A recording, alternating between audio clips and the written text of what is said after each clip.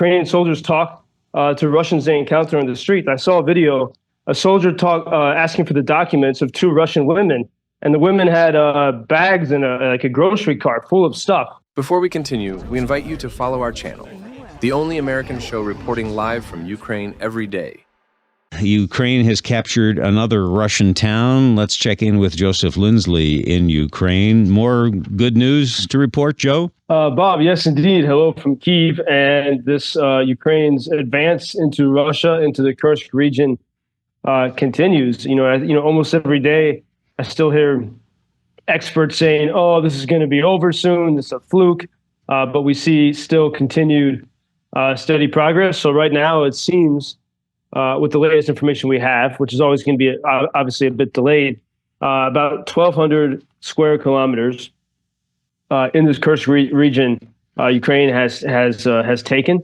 That's about 1/3 the size of the state of Maryland.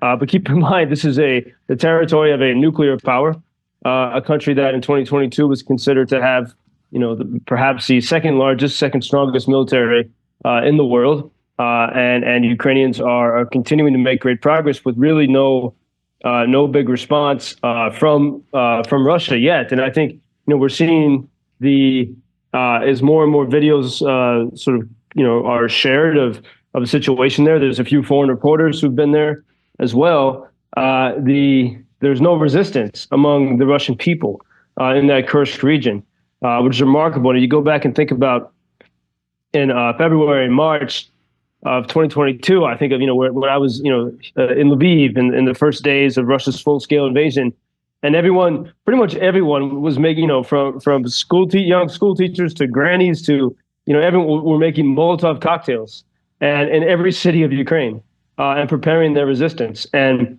ready to do whatever they could to stop Russian tanks from entering their cities.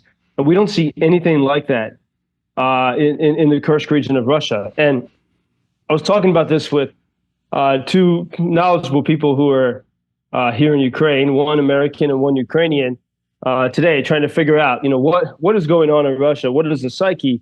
And the American said that, he wondered if at some point with the Russian people, are they going to get mad? Are they going to say, to their government, we had this deal. Putin said, give me your freedom and I'll at least keep you safe and give you enough vodka, not enough, means to keep going on with your life. But you're going to have no freedom. And, there's no freedom of speech or assembly in Russia. And now the social contract is broken, it seems, because they're not, there's another country's army on their territory. And so the Americans said, it would seem that this would certainly lead to unrest and frustration with Putin. But the Ukrainians said, and Ukrainians have a long history with Russia, and many people have family across the border. Most of them don't speak to each other since it started. But Ukraine was colonized by Russia for a long time, and there's a deep history and knowledge of Russians.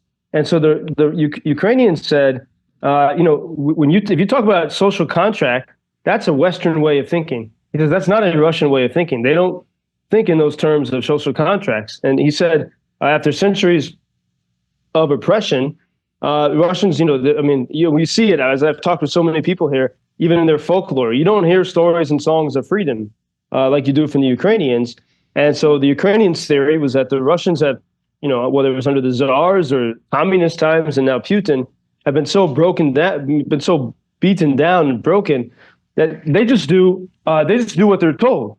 And this is, so even in a strange way, if, Putin could even say, hey, this is over. Everyone go home. Just go home and drink some vodka.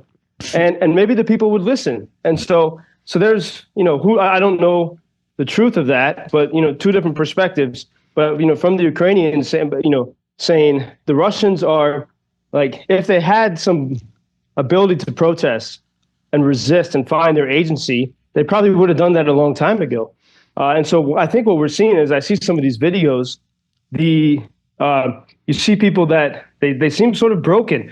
As Ukrainian soldiers talk to Russians they encounter on the street. I saw a video that I can't quite verify, but it does seem to be real, a soldier asking for the documents of two Russian women, and the women had bags and like a grocery cart full of stuff. And the Ukrainian looked at their Russian passports and he said, "What are you doing with all this stuff?" And the women were looting other people's houses. And one woman said, "Well, what else can we do?" And the Ukrainian just shook his head. And so we're seeing very different interactions between the Ukrainian military and the Russians on the ground. But I think you do in many ways see sort of a people who have been broken. And I guess that's probably not a surprise after more than a century of no freedom in that country. And within Russia there are 21 different republics, including even in the far east of Russia. There's a Jewish republic going back to the Soviet times. It was created, and so for Ukrainians and people who support Ukraine, there is hope. Not hope. I would say they have a strategy that they say, for this really to work, for the power of the Kremlin to be broken, you need some of these republics, people in these republics to say, hey, wait a second, maybe we don't have to live like this. Maybe we can get our independence. And so I know lots of people behind the scenes working on that while the Ukrainians continue to make this march into Kursk. But all of that positive news for Ukraine said, it's still very difficult in Donetsk in the east. And then there was many people were mourning yesterday. There was a Ukrainian medic named Alexandra was killed while actually on an evacuation route, tending to the wounded. In addition to all the battlefield casualties, so it's still pretty difficult. It's still very difficult, but there's this steady progress. Really, and I think almost every expert would have said if Ukrainians entered into Russian territory, that it would be a catastrophe, or that it wouldn't be possible. And I think it's a common topic here. All the people that go on television and call themselves experts, are they really what does that mean? Are they really experts, or they've spoken about a topic for a long time, but there's no match for experience. And I think here in the ground, these are the true experts and the people that take chances. And at the Pentagon yesterday, Sabrina Singh, the Pentagon spokeswoman, was asked why is the White House still preventing long-range strikes on Russian bases? And the Pentagon spokeswoman said that they're still afraid of escalation. She said, we're worried about escalation. And just because Russia hasn't responded to something doesn't mean that they can't or won't in the future. And so here we see the clash of two different ideas. The White House worried about some possibility, and Ukraine saying, hey, we're going to keep pushing and seeing what we can achieve. And I think that's a big dividing line right now. Joe, is there any indication that the Russian people are getting more of the true story? Are they hearing anything about this successful cross-border incursion that the Ukrainians have put on here? I guess it's unfortunate that you have state TV there, and they're not hearing the truth, are they?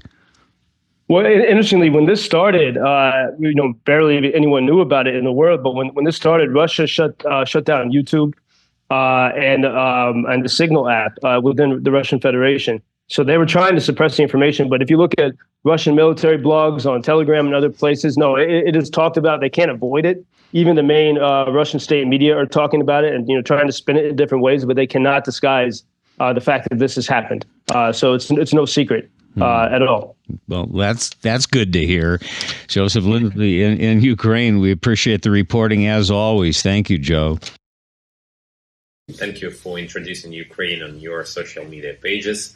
That's very important that much more people can get more information about the situation here and how everybody can help Ukraine to stay stronger and to save all the world. Что он сказал? Well, which side are you on? На чьей ты стороне? Come on now. Oh, which side are you on? На чьей ты стороне?